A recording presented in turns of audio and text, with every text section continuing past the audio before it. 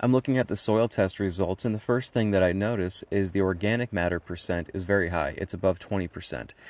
So I'm going to assume this is some kind of highly modified, like growing media, whether it has compost in there or peat moss or something like that. Bear in mind, this is going to be a little bit different from regular dirt. Based on that, I saw that initially your calcium and magnesium levels are fairly high. It's completely fine to grow in some kind of soilless media or a modified media. Another key element here that we're looking at is potassium.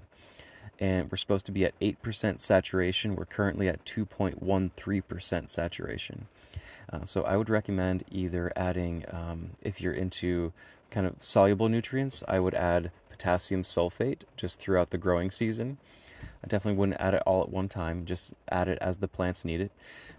So to get that up to 8%. And your sodium level is actually good right now. So that's indicating to me that this is probably not a compost-based media. Maybe it has peat moss in there or something like that. That's just my guess.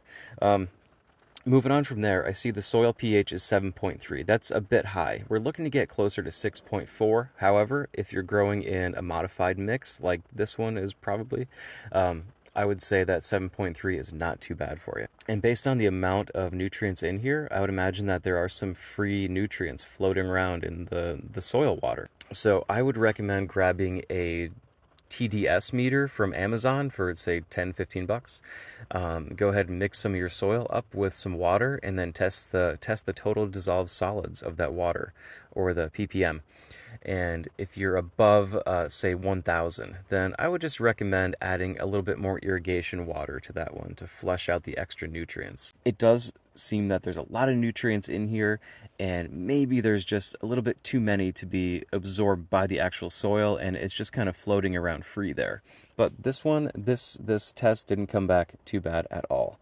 All right, let's move on to the other key elements here. And I'm looking at ratios, and your zinc to phosphorus ratio is actually just about perfect. However, they are a bit low individually. So if you could add phosphorus and zinc, that would be definitely recommended. And the sources for phosphorus and zinc, I don't know if you're into organic media, chemical fertilizer, but to get the zinc up, I would just use zinc sulfate. And you really don't need that much. It's not going to hurt any soil biology if you add it there. And for the phosphorus, you can use super triple phosphate if you want to. That one's totally fine. Or if you're into other organic phosphorus sources, you can definitely use those as well. I believe some folks are using some types of bat guanos or things like that. Let's move on here and look at the other elements. I'm looking at the copper level, and you're actually pretty low on copper. So we're trying to get to 18 ppm, and you're at 0.86 ppm.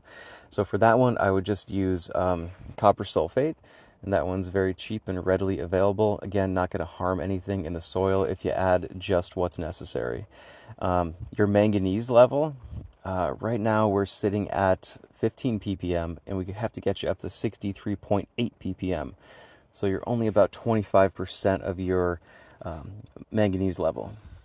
I'm looking at iron here, and you're just about perfect. You're at 77% of your ideal. So we're trying to get you up to 153 ppm. You're at 118.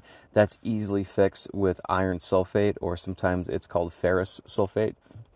The next one here I see is boron, and you're only at 40% of the ideal level. So adding like a Solubor product would be recommended there. That would be a boron mixed with sodium ions. Now, if you're growing in containers, then what I'm going to do is provide you with a amount of, say, grams per cubic yard of media if you have larger size pots, or if you're just growing in garden beds, then I will give you a readout for just like a 10-foot by 10-foot section. But if you need different calculations done for your specific volume of soil, just let us know. I can make the calculation for you and tell you exactly what to add. So everything's looking good here. And I would say just continue to irrigate the soil to make sure it flushes out anything else. And, oh, you know what I forgot to talk about here? It's actually very important. Your sulfur level. I noticed the sulfur level is pretty low here. So what I'm going to recommend is to add some elemental sulfur. Getting that sulfur in there, it's really going to help the plants out. The plants like sulfur. I find that nitrogen works better whenever there's enough sulfur there so that the plants can form proteins. Taking that sulfur in there, it's going to start to dissolve inside the soil, and that's also going to help flush out the extra nutrients that are just hanging out in solution. That sulfur is going to bind to them, and it's just going to flush out of the soil really easily, and the plants will have a much cleaner environment to grow in there. So that's all I've got for now, and if you have questions, definitely let me know. Thank you so much.